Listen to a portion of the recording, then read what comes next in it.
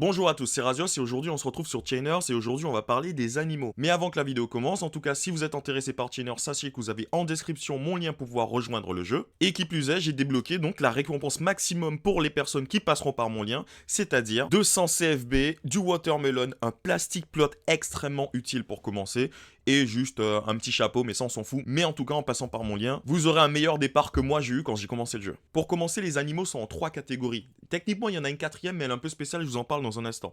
Les animaux qui vont vous donner de la laine, les animaux qui vont vous donner du lait, et des animaux qui vont vous donner des œufs. La dernière catégorie, ça reste celles qui vont vous donner des truffes, mais j'y reviens. Première chose que vous voulez savoir en fait, c'est qu'il y a une très grande liste d'animaux, mais cependant, la particularité de ceci, c'est que lorsqu'on augmente un type d'animal qui donne une certaine ressource d'une certaine qualité, bah celle-ci va se changer. Je vous donne un exemple ici. On a pour par exemple, ceux qui vont nous donner la laine, ce sont donc les lapins. Les lapins, une fois qu'on les a fusionnés, ils vont se transformer en Angora Rabbit. Et lorsqu'on va fusionner les Angora Rabbit, ils vont nous donner un Black Sheep. Le Black Sheep va nous donner un alpaca. Et le alpaca va nous donner un chameau. Autant dire que c'est un peu bizarre, puisque finalement, ce ne sont pas forcément des animaux qui ont tous de la fourrure à donner. Mais en soi, lorsque vous avez un animal et que vous le montez en niveau de rareté, son apparence va changer. Mais par contre, ses ressources qu'il va vous donner vont rester les mêmes. Ces animaux, il va falloir les nourrir. Et pour cela, en fait, c'est à ce moment-là que vous allez donc utiliser toutes vos ressources que vous avez dans votre ferme, c'est-à-dire principalement tout ce qui est par exemple le radis, le chou, que vous allez merger entre eux afin de créer de la nourriture pour les animaux, en sachant qu'il y a une nourriture spécifique pour chacun d'entre eux, sauf que la recette reste quasiment la même à part pour le cochon. Comme je vous l'ai dit, on reviendra sur le cochon dans un instant. Donc vous allez me demander à quoi ça sert et où est-ce que je peux les choper. Il faut savoir que, de manière générale, les animaux vont produire des ressources qui seront supérieures aux ressources que vous allez simplement pouvoir planter, et que les ressources que vous plantez, vous allez les fusionner pour les donner aux animaux pour qu'ils puissent manger, et à la fin d'un certain laps de temps, ceux-ci vont vous donner une autre ressource qui vaudra bien plus d'argent. Par exemple, on va dire que ici je vais prendre des œufs de qualité rare, et on voit qu'un œuf vaut 90 biopoints. Maintenant, prenons par exemple en fait des petits pois qui restent justement, encore une fois, une ressource de bas niveau, au même titre que les œufs. On se rend bien compte en fait que les petits pois nous rapportent 3 biopoints par petit pois planté, alors que les œufs, eux, ils vont nous en rapporter 91. Alors c'est au prorata, mais de manière générale, vous allez donc faire des petits pois que vous allez merger dans une nourriture pour animaux, et cette nourriture pour animaux, vous allez le donner aux animaux pour que indirectement, en fait, ils puissent multiplier finalement la valeur de ces petits pois. C'est ça le concept de base des animaux. Maintenant, où est-ce que je peux les acheter? Il y a plusieurs choses dont vous devez faire attention lorsqu'il s'agit de commencer avec les animaux. Alors pour le coup, je ne vous conseille pas de commencer le jeu directement avec les animaux. C'est d'abord de vous familiariser, de commencer à vous créer une petite ferme et ensuite d'aller sur la partie animale. C'est que vous devez partir du principe que par exemple, on va prendre le moins cher, le chicken qui se trouve juste ici, il vaut 15$. Le chicken, qui est gris ici, et qui va donner donc à chaque fois un œuf gris. Je ne veux pas vous faire le calcul, mais vous pouvez me croire qu'en tout cas, que même si vous jouez H24, vous allez prendre largement plus de 2 ans pour pouvoir rentabiliser un seul chicken. C'est-à-dire que vous allez utiliser 15€ pour pouvoir acheter un poulet qui va vous faire donc des œufs lorsque vous aurez donc planté les nourritures qu'il fallait et que vous avez mergé celles-ci pour pouvoir avoir des œufs, et ensuite vous allez le revendre pour littéralement des clopinettes, c'est-à-dire pour presque rien. Donc premièrement, gardez en tête que les animaux, ça prend énormément de temps avant de se rentabiliser. Donc chose que vous devez privilégier, c'est plutôt de les acquérir de manière free-to-play, de manière on va dire gratuite au travers certains events, même si ce sont des events dans lesquels on va vous demander de payer quelque chose, mais le retour sur investissement est drastiquement meilleur. Mais par exemple, je vais vous montrer ici, dans les récompenses par exemple mensuelles, on peut voir que ce mois-ci, au 28e jour, on aura donc une charlotte, c'est-à-dire un pig, c'est-à-dire l'un des animaux, c'est pas le meilleur, mais l'un des meilleurs animaux qu'on puisse avoir, en tout cas à ce niveau de rareté. Et il me semble que le mois dernier ou le mois d'avant, on avait pareil un chinchilla, plus le fait que vous avez un autre moyen d'en avoir aussi de manière free-to-play. Alors j'en ai eu un comme ça, c'est aussi avec les mini-jeux. Donc vous avez donc une charlotte que vous pouvez choper ici. Que concrètement, j'en ai déjà eu 6 des Charlottes. C'est-à-dire que ici, j'ai l'évolution de Charlotte, c'est Peppa Pig, mais bon, on reviendra là-dessus. Donc concrètement, ça marche très bien et ça rapporte pas mal.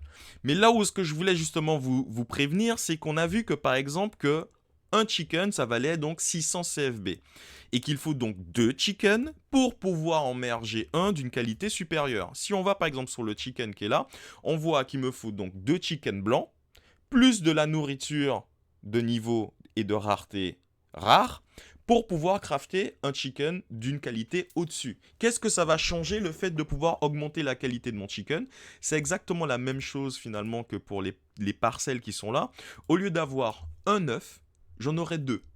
Ensuite, au lieu d'en avoir 2, j'en aurai 4. Au lieu d'en avoir 4, j'en aurai 8. Et au lieu d'en avoir 8, j'en aurai 16. Donc, le premier intérêt en fait de monter la rareté de ces animaux, c'est de multiplier la quantité de ressources qu'on va avoir. Mais il y a deux choses à voir. La première, c'est qu'on se rend compte que l'animal ici, par exemple le chicken, disons que j'en ai deux, et il me faut par exemple de la nourriture pour chicken de qualité rare. Le souci, c'est que cette nourriture de qualité rare, pour pouvoir la crafter, il me faut déjà de base avoir les ressources correspondantes. Alors, en ce qui me concerne, par exemple, on peut voir que c'est du Uncommon Bird Food, et que le Uncommon Bird Food, il me faudra donc des petits pois et du maïs pour pouvoir le faire. Mais partons par exemple du principe que là, on peut se rendre compte que j'ai encore la possibilité de planter ces graines-là. Mais admettons que, par exemple, mon maïs et mon petit pois, j'en ai plein d'exemplaires et tout. Et finalement, je me suis mis à les merger, c'est-à-dire à les fusionner, hein, pour pouvoir passer de la qualité normale à la qualité rare, de la qualité rare à la qualité épique, etc., etc. Si jamais vous vous retrouvez dans l'exemple, par exemple, comme celui-ci, avec des ananas, où est-ce que je m'amuserais à les merger, si je ne prends pas en considération que j'ai quand même besoin d'une graine d'une qualité inférieure, au moins une disponible pour pouvoir ne serait-ce que nourrir mes animaux, mais aussi remplir les prérequis pour pouvoir faire les fusions, on peut se retrouver dans la merde. Après, il y a un moyen de pouvoir contourner ça, je vous l'expliquerai un petit peu après, mais c'est pour vous faire comprendre que lorsque vous avez des animaux et que vous voulez les merger, partez du principe que premièrement, il faut pouvoir avoir les graines correspondantes pour pouvoir faire la nourriture en question de la qualité qu'il faut pour pouvoir les fusionner. Et ensuite, être sûr d'en avoir suffisamment en reste, c'est-à-dire d'avoir des exemplaires par exemple de graines de plus bas niveau, pour ne pas se retrouver dans la merde. Deuxième chose, c'est que certains d'entre vous seraient par exemple motivés, par exemple, à se dire, bon bah tiens, je vais directement acheter, au lieu d'acheter un chicken gris, je vais directement acheter un chicken marron, voire un chicken encore de meilleure qualité, genre par exemple le turkey.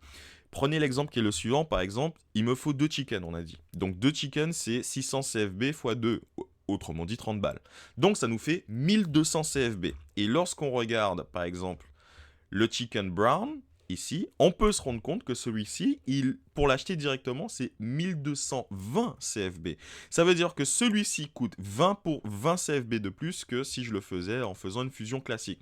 Alors oui, concrètement, vous allez me dire, mais si je dois le fusionner lui, au lieu d'acheter 2 comme ça, au lieu d'en acheter directement un comme ça, ça va me coûter techniquement un peu plus cher puisque dans ma ferme, comme on a vu précédemment, il me faudra quand même crafter les ressources nécessaires pour pouvoir réaliser cette opération. Il faut prendre en compte qu'il y aura des graines que j'aurai ici qui ont une certaine valeur, mais ça sera certainement pas 20 CFB.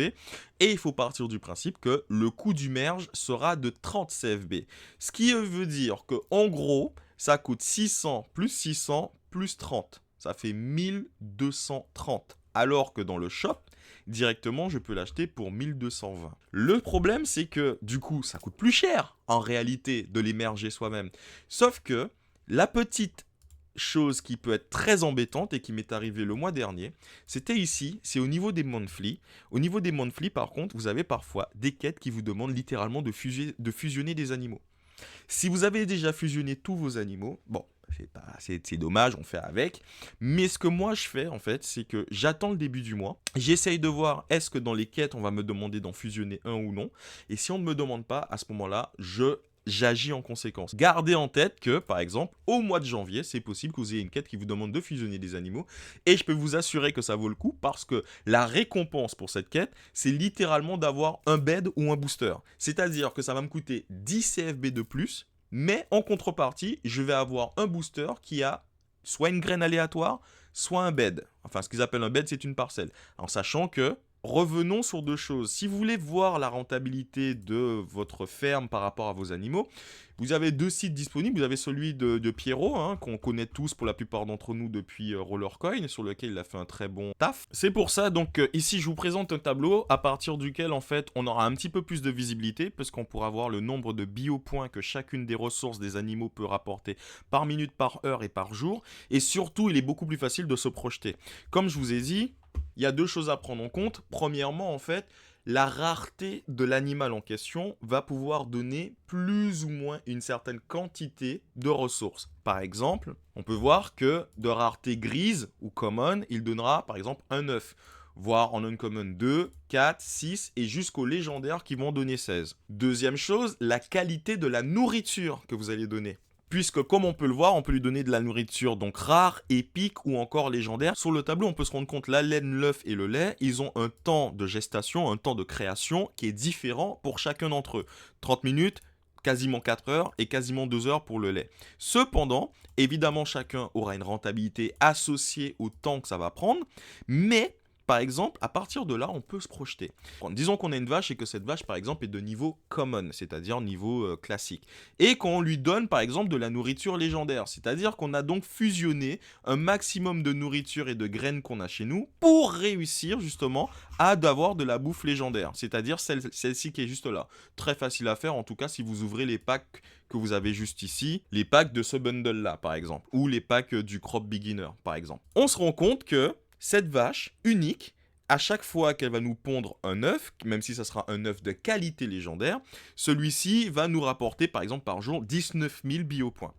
Là où il est intéressant de jouer stratégiquement dans le jeu, c'est de ne pas systématiquement se focaliser en fait sur la qualité de la nourriture qu'on va faire, mais sur les deux choses en même temps. Et dans ce cas-là, si j'ai suffisamment de graines ou d'argent pour pouvoir faire monter la rareté de mes graines, dans ce cas-là, les graines individuellement, elles rapportent pas grand-chose. Par contre, si je mets ça plutôt sur l'animal, donc par exemple ici on va dire on a un qualité rare, rare ça va nous donner littéralement 4 fois la récompense de début. Et là on tombe à 79. Maintenant soyons fous, quelqu'un il a un seul animal, il n'a pas voulu avoir quoi que ce soit d'autre, et il a un seul type de nourriture de qualité légendaire, les deux. Il se retrouverait directement avec 317 533 biopoints, juste avec une vache. Sachant qu'en réalité, on peut se rendre compte que, économiquement parlant, on pensait que les vaches et le lait, c'est ce qui rapporte le plus, sauf que lorsqu'on met tout en mode légendaire, en réalité, l'animal qui rapporte le plus de thunes, à la minute et par jour, ça reste ceux qui vous donnent de la laine. Par exemple ici, 353 000. Ça veut dire que concrètement, juste avec un seul animal, le mec il fait 70% de ma ferme. Mais encore une fois, les animaux, c'est quelque chose qui coûte un certain bras. Ça demande toute une organisation autour. Et en l'occurrence, moi, je me suis focalisé sur les piggies, puisque c'est un animal un peu plus rare à obtenir. Et cet animal me permet aussi de générer pas mal de biopoints par jour. Partons du principe qu'effectivement, vous voulez faire de la nourriture d'une certaine qualité, par-dessus une certaine qualité légendaire. J'ai une petite astuce pour vous qui va pas marcher à tous les coups, mais par exemple, si vous avez effectivement une vache, une poule, peu importe, et que vous n'avez pas les graines qu'il faut pour pouvoir lui crafter, en tout cas, par exemple, de la food de qualité légendaire ou de la qualité, par exemple, épique ou whatever. Ce que vous pouvez faire, en fait, tout simplement, c'est d'utiliser les phytolampes.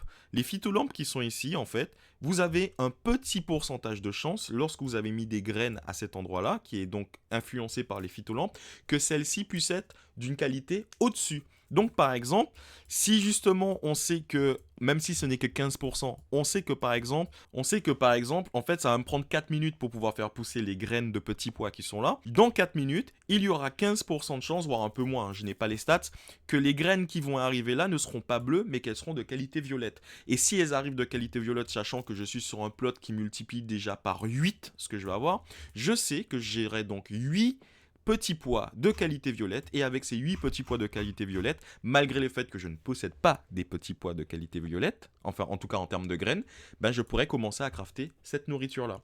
Vous pouvez crafter une nourriture de niveau au-dessus, avec un peu de patience quand même si vous n'avez pas les graines qu'il faut pour. Bref, en tout cas, c'était Razios, j'espère en tout cas que j'ai pu vous montrer un petit peu toutes les facettes des animaux dans le jeu, de vous rendre compte en fait qu'ils sont sacrément rentables, et si ce genre de contenu te convient, te satisfait et tu apprécies, n'hésite pas à faire une chose, c'est premièrement à t'abonner, aussi éventuellement si le jeu t'intéresse, ben de passer directement en description et de rejoindre la communauté Chainers, c'est une très très bonne communauté, et pour le coup le jeu est très sympa, et en plus de ça, ils sont en train de développer le truc à fond, donc moi je suis motivé dessus.